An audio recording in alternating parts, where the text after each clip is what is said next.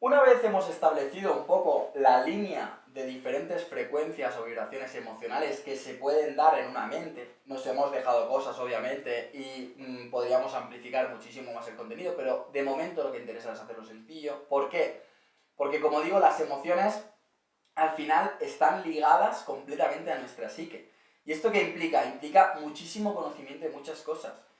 ¿Por qué esto me afecta emocionalmente a mí así? ¿Por qué a esta persona no le afecta así? ¿Y en función de qué? ¿Y qué vivencias tengo? ¿Y cómo me afecta un condicionamiento? Yo un trauma, y una vivencia en un país o en otro, en una cultura o en otra, y en función de mi biología, de mi genética, de mi espiritualidad, es complejo.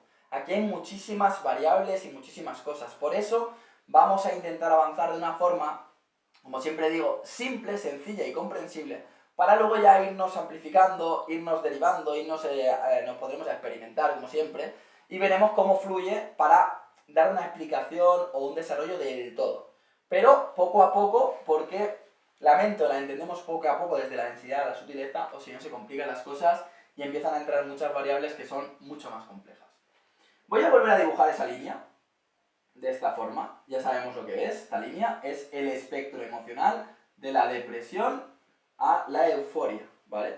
Y dentro de esta línea entran todas las emociones que se te ocurran. Recuerda una cosa, las emociones son estados de la mente. ¿Esto qué significa? Que obviamente una persona me puede generar una sensación emocional, que me toquen, o cuando me toco aquí, o un chakra, o cualquier cosa de estas. Pero todo esto está interconectado directamente con la mente y con cómo la mente interpreta la realidad, y no solo eso, sino como la mente tiene resguardados o reservados diferentes recuerdos y diferentes condicionamientos o bloqueos que no sabemos ni qué tenemos, y por lo tanto cuando me tocan aquí o cuando estoy aquí o cuando estoy pensando en alguien o lo que sea, se van desplegando. Función de cómo o dónde coloque mi atención, mi concentración, va a ir gestionándose, va a ir generándose una diferente reacción emocional.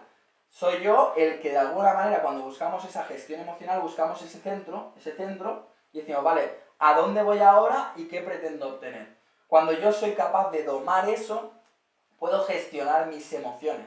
Cuando de alguna manera la reacción en cadena que me provoca la vida o que me provoca mi vida interna no la controlo, es cuando ahí tenemos una sensación de que, hostia, ahora me siento así, ahora me siento así, ahora estoy arriba, ahora estoy abajo, etcétera, etcétera, ¿vale?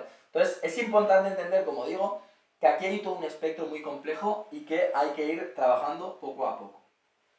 Como sabes, yo siempre dibujo la mente en una redonda, ¿vale? Dibujo la mente en una redonda. Voy a establecer esta línea, como la línea de las emociones, como he dicho, y quiero marcarte claramente esta línea. Esta línea es importantísima, ¿vale? Entonces, ¿cómo se interpreta esto? Nosotros tenemos una base instintiva de supervivencia que es, como ya he explicado en anteriores clases, nuestro instinto de supervivencia. ¿Qué pretende? ¿Qué busca? Lo que busca nuestro instinto es sobrevivir. Que tú, de alguna manera a nivel muy inconsciente muchas veces, te vayas aferrando o vayas tomando decisiones o vayas tomando direcciones, mejor dicho todavía, que hagan que sobrevivas. Entonces, cuando nosotros llegamos aquí como bebés, ¿qué es lo primero que buscamos? La supervivencia. Por eso lloras para que te den comida. O te sientes cómodo o te duermes cuando estás en un lecho, cuando estás en una cama. O cuando reclamas atención para sentir que estás siendo apoyado por alguien o siendo respaldado por alguien, o sentir que hay alguien que te va a permitir volverte a dar comida, volverte a dormir, limpiarte el pañal, etcétera, etcétera. Entonces ahí es cuando se manifiesta muy claramente nuestro subconsciente, nuestro instinto más marcado. Una vez ya nos hacemos un poco mayores, en los niños sobre todo, podemos ver cómo van jugando con ese estado de instinto y con ese estado de fluir ya más espiritual, por decirlo de algún modo. ¿Por qué? Porque fluyen sin condicionamiento, se dejan llevar. Entonces, ¿por qué fluye un niño de forma muy sencilla, sobre todo cuando tiene 4, 5, 6 años? Primero, porque no tiene condicionamiento mental todavía, o prácticamente no lo tiene, o dicho de otro modo también, la mayor parte de su mente que está en crecimiento no tiene esos condicionamientos, es decir, de mis actos no depende mi vida como tal, porque tengo a alguien que me da de comer, que me da de dormir, tengo un cobijo, tengo una gente a mi alrededor, por lo tanto, yo puedo hacer lo que me dé la gana, que no voy a perder eso, en principio, como niño de 4 o 5 años, y entonces eso me permite mucha libertad. Cuando, por ejemplo, somos más mayores, ¿qué sucede? Que pierdo bastante esa libertad porque lo que yo haría puede estar totalmente en contra de lo que me permite sobrevivir. Es decir, si yo tengo un negocio, por ejemplo, y a lo mejor lo que yo haría es decirle a este cliente que se vaya de aquí, que no quiero saber nada de él porque no siento una conexión con él, por ejemplo, imagínate, no te quiero vender el pan, porque tío, no me caes bien, no te quiero vender el pan, por ejemplo, eso confronta directamente con lo que me va a permitir sobrevivir, que es que me compren el pan. Entonces, ¿qué nos pasa? Que vivimos en una realidad en la que nos hemos identificado con un ego, con un personaje que va ligado a nuestra supervivencia. Entonces, obramos más desde el personaje que interpretamos inconsciente o conscientemente que nos va a permitir sobrevivir que con lo que sentimos profundamente. Por eso, cuando somos más mayores, nos cuesta mucho fluir. Ya hablo a nivel del sentir, nos cuesta mucho. ¿Por qué? Porque hemos generado toda una mente, toda una carcasa, todo un sistema operativo hecho para la supervivencia, para conseguir un dinero, para conseguir mantener una estructura social, familiar, matrimonial, de pareja o de amistades, y para sentir que dentro de nuestro entorno nadie nos interpreta como algo que no vaya a conseguir esa supervivencia. ¿Eso qué significa? Que no nos vean como alguien raro, que la gente no nos interprete, que de repente no tengamos la sensación de que no encajamos, porque si encajo me va a ser más sencillo sobrevivir, y si no encajo ya se complica la cosa, porque la gente no me va a llamar, no me va a comprar, no me va a querer, y entonces se complica. Me gustaba explicar un poco todo esto para que entendamos un poco el contexto de esta gráfica, de este dibujo, de estas líneas y de esta mente. Entonces, como decía, nosotros establecemos la mente así, hacemos las posibilidades o la línea emocional y partimos de la supervivencia, del instinto, ¿vale? Aquí está el instinto. ¿Aquí qué estaría? Aquí arriba ¿qué estaría? La consciencia. Esta es nuestra parte consciente, la consciencia. ¿Qué hace la consciencia? Fíjate, y esto tiene una simbología, ya lo entenderás. Fíjate, cojo la flecha y hago así. ¿Qué hace la consciencia? La consciencia, el objetivo que tiene es, desde un punto concreto, desde un punto de observación y de concentración, observarlo todo. Entonces, cuando hablamos de una alta consciencia, yo te diría que incluso la abriría un poquito más, pero me vale como está. Cuando hablamos de alta consciencia, ¿qué significa? Que soy capaz de ver lo subjetivo en mí, lo que está en mí a nivel subconsciente, lo subjetivo, y soy capaz de hacerlo consciente.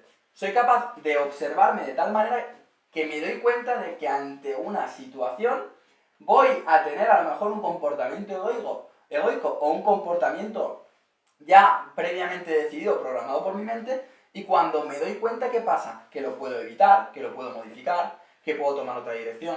Entonces, para eso nos sirve la consciencia, para observar. Cuando, por ejemplo, hablamos de una consciencia más baja, la voy a colocar aquí, ¿vale? Todos tenemos consciencia, todos los seres humanos tienen consciencia.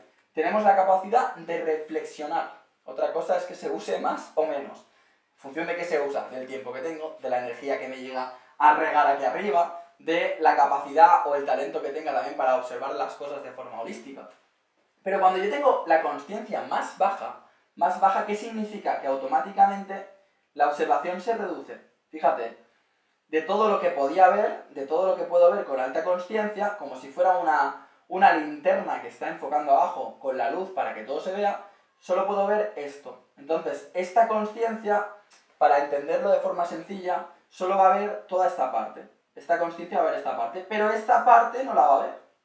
Esta parte no la va a ver. No tiene el conocimiento de sí mismo suficiente como para verla, porque no ha sido capaz de verlo desde una distancia superior, de observarse más, de observarse mejor. Sin embargo, esta consciencia más alta sí que va a poder observarse mejor y va a entender unas vibraciones o unos conocimientos que una consciencia más baja no vería. Y digo más, cuando hablamos del ego, sobre todo, que también entraremos como siempre, porque es un tema que sale en todas las clases, cuando hablamos del ego, ¿qué significa? Que el ego está en nuestro subconsciente. El ego es nuestro personaje hecho ¿para qué? Fíjate dónde lo coloco. Para sobrevivir. El ego es el personaje de supervivencia. Lo que nuestra mente, con el cúmulo de experiencias, influencias y desarrollo en función de nuestro conocimiento y talento, ha establecido para que podamos sobrevivir en un entorno. De manera que lo que busca nuestro subconsciente es que tú seas capaz de sobrevivir. Por eso, ante algo que a lo mejor te da miedo o que sientes o interpretas como una amenaza, te proteges y tu ego te hace una defensa y tu ego hace un comportamiento a lo mejor de huida porque interpreta que no lo puede abarcar, que todavía no es capaz de procesarlo de forma orgánica. Por lo tanto, ahí el miedo te bloquea. Entonces, claro, cuando estamos aquí dentro, cuando nos perdemos en este bucle del miedo, del ego, del comportamiento de la carcasa, de la superficie, ¿qué sucede? Que no estamos yendo aquí. Hasta que, yo siempre lo explico así, fíjate que esto tiene la forma de un huevo. Perdona por las líneas, pero yo creo que si me sigues se entiende. Esto tiene la forma como de un huevo. Y yo siempre digo lo mismo. Uno, dentro del huevo, cuando no nos damos cuenta, estamos en nuestra consciencia aquí. El punto máximo es este. Y desde aquí veo nada esto. O sea, no veo nada prácticamente. Veo solo esta pirámide. Solo veo 4 cosas que están aquí, pero comparado con el que está aquí, imagínate la diferencia, ¿vale? De lo que observo, de lo que me doy cuenta.